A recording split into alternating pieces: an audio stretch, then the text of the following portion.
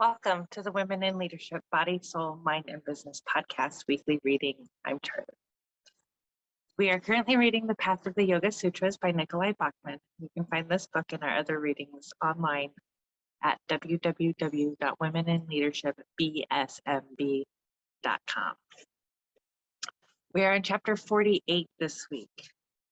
Samadhi, complete attention.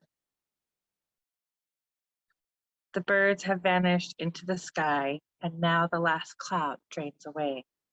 We sit together, the mountain and me, until only the mountain remains. Lipo, translated from Chinese by Sam Hano. When we are so completely focused that our own sense of individuality vanishes, then our heart-mind field of consciousness, or chitta, reflects only the object of focus and nothing else. Our attention is so riveted and unswerving that external sensory input is totally turned off, or pratyahara.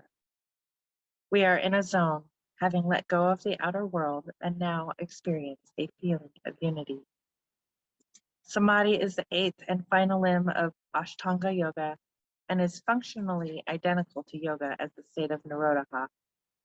At this stage, there is no perception of a subject separate from its object. Both seem to be one entity, uniting in the heart's mind eye, even though in physical reality, the practitioner is still different from the object. Yoga is often defined as union in this sense. In Samadhi, the ego takes a vacation. It is removed from the equation since it can function only when the object can be distinguished from the subject. Since the heart-mind needs a prop to enable it to move towards stillness, it relies on an object. During this final limb of yoga, the object of focus is still present, even though we cannot distinguish it as separate from our heart-mind. Beyond this state, when our chitta does not even reflect the object and becomes transparent, is the ultimate goal of full connection with our divine inner light of awareness, or Purusha. Samadhi can be experienced in everyday life. Anytime we get lost in something and our consciousness is completely absorbed in it, we are experiencing a type of Samadhi, full participation in an activity. When we are so involved in it that nothing else exists except what we are focused on doing, can be Samadhi. A hypnotic trance is another example. Intoxication and addiction can be considered harmful types of Samadhis. The Samadhi defined by Patanjali is the final stage of samyama, is conscious and has the qualities of sattva. One way of looking at Samadhi is as the sequence of steps toward complete mastery of an object, knowing everything about the object inside and out. These steps progress from a superficial to a deep level of understanding. Number one, the most superficial stage is when our heart-mind attempts to understand the object by means of our intellect alone. Through reasoning, logic, inference, and conjecture, here, objects are identified by words, and each word may be interpreted differently among different people. What the object is or is not is debatable, and our opinions on it are influenced by our mental emotional afflictions or our kleshas. For example, let's say we are learning to play a musical instrument. At this stage, we can play notes from the sheet music or by ear, basic chord progressions and key changes. We have a good basic yet superficial understanding and technique. We may have a strong attachment to playing the instrument, or raga, or an intense aversion, devesha, because we are forced into taking lessons.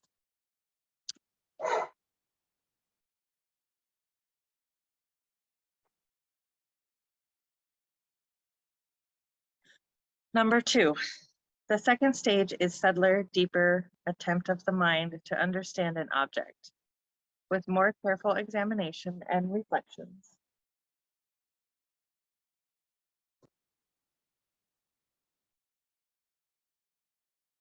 We now use keen, refined discernment and reflection to get more accurate and truthful evaluation of the subject. The qualities of this object are no longer debatable, nor are they influenced by our mental emotional afflictions, kleshas. Irrational ideas that stun the mind, like those of a Zen koan, occur at this level.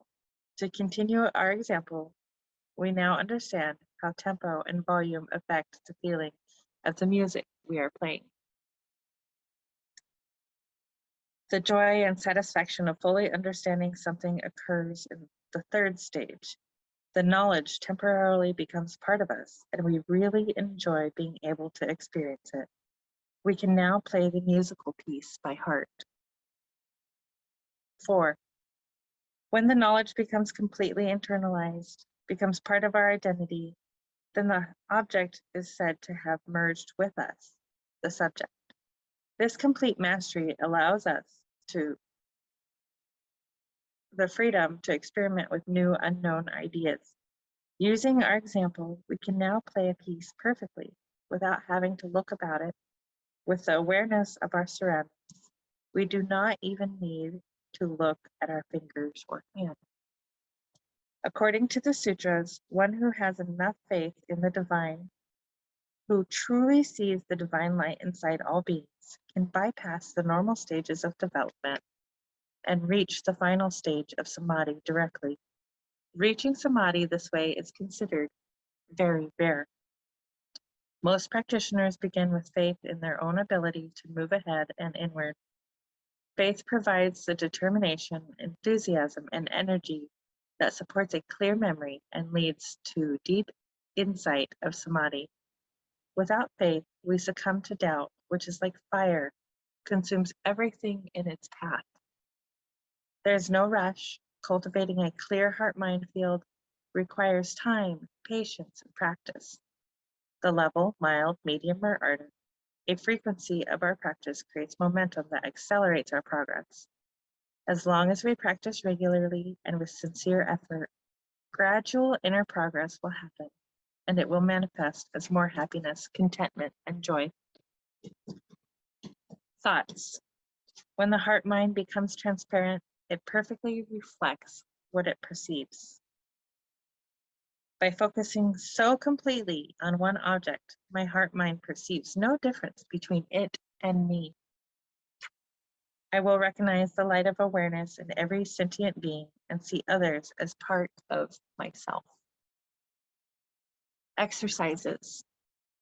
Can you remember any time in the past when you found yourself in the zone, whether it was during meditation, physical activity, or something else? What did it feel like, and how long did the feeling last? Choose an activity and see if you can focus so intently on it that nothing else seems to exist. Sit quietly in a pain-free position. There's nothing wrong with using a chair, and bring your attention to the inner light of awareness seated near your heart center. Meditate without moving until you experience a feeling of oneness with the inner light of awareness. So good. Thank you for joining us for this week's weekly reading. We have a few chapters left of this book. You can go back and listen to many of the other chapters, and you can buy your own copy again at www.womeninleadershipbsmb.com. And don't forget to join the discussion during the week for these subjects and our mindset topic of the week. So thank you for joining us again. We love you. Namaste. Mwah.